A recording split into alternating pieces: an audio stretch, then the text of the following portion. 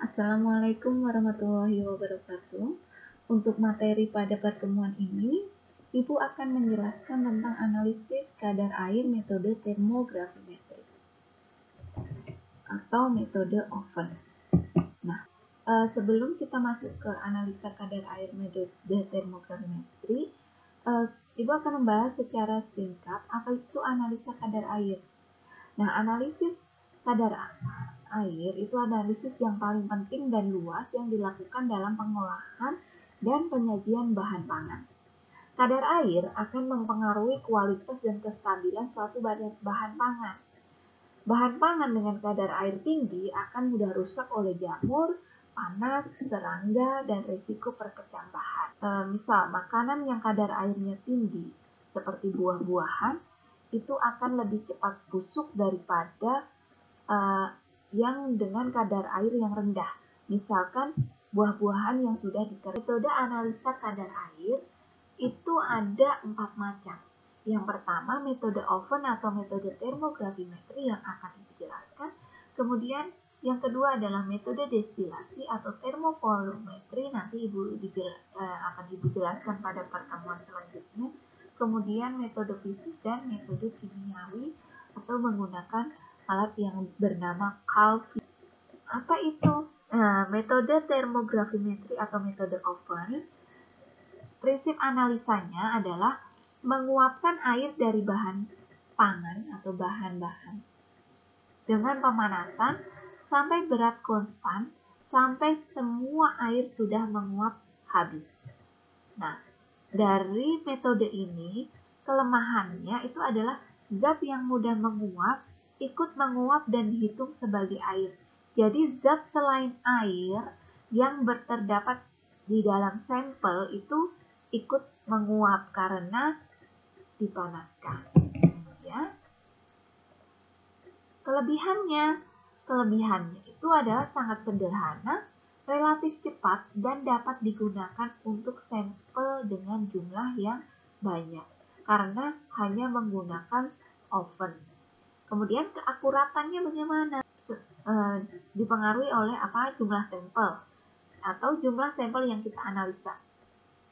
Kemudian ukuran sampel, besar kecilnya sampel juga berpengaruh terhadap keakuratan untuk menentukan kadar air.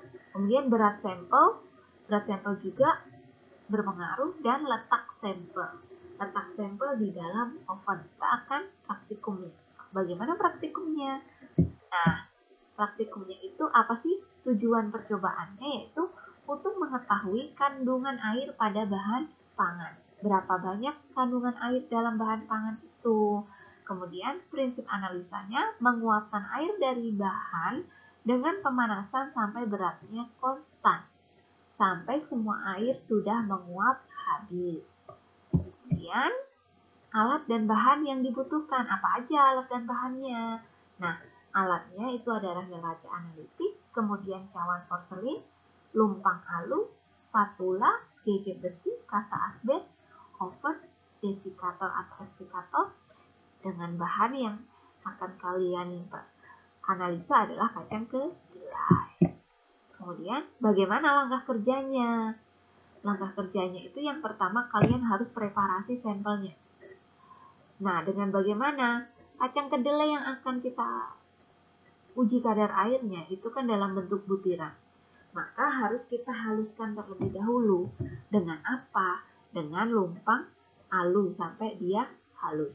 Kemudian, yang kedua, panaskan cawan porselin dalam oven dengan suhu 105 derajat selama 10 menit. Dan kalian panaskan cawan porselin dulu selama 10 menit. Kemudian setelah 10 menit, ambil cawan tersebut dengan gigi besi, kemudian masukkan ke dalam desikator selama 5 menit, kemudian timbang cawannya. Setelah itu kalian timbang 0,5 gram kacang kedelai yang sudah dihaluskan, kemudian dimasukkan ke dalam oven dengan suhu 105 derajat Celcius selama 1 jam. Kemudian, setelah itu keluarkan sampel dalam oven, kemudian dinginkan dalam desikator selama 10 menit.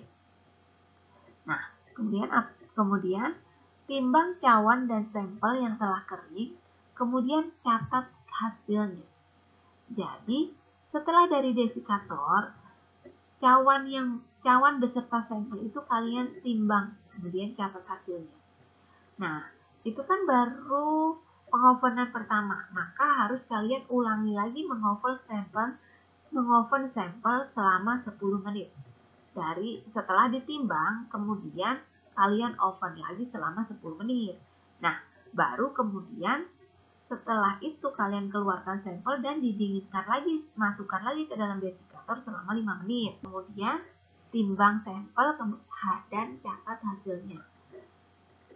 Untuk mencapai kadar air, kita ulangi kegiatan 8 dan 9 sampai didapatkan berat sampel yang konstan. Maksudnya, berat sampel yang konstan itu adalah berat sampel yang sama dari penimbangan kedua dan ketiga. Bukan penimbangan 1 dan kedua, tapi penimbangan kedua dan ketiga. Tapi kalau belum konstan juga, berarti kalian harus lakukan percobaannya sampai dia konstan. Kemudian yang ke-11, data berat sampel yang konstan tersebut digunakan untuk menghitung kadar air dalam sampel yang digunakan. Nah, baru kemudian kalian hitung prosentase kadar air dengan rumus sebagai berikut. Rumusnya itu adalah perhitungannya bagaimana? Di sini dijelaskan A adalah berat awal sampel, B adalah berat konstan sampel. Kadar air atau persen berat basah itu akan sama dengan A dikurangi B, berarti berat awal sampel dikurangi berat konstan sampel dibagi berat awal sampel dikali 100%. Terus kadar air dengan prosentase berat kering dapat kalian cari dari A dikurangi B dibagi B sampai lagi 100%. Kemudian kadar total padatan atau prosentase B per A dikalikan 100%. Demikian penjelasan Ibu tentang analisa kadar air dengan metode termografimetri. Semoga dapat memberikan manfaat bagi kalian. Assalamualaikum warahmatullahi wabarakatuh.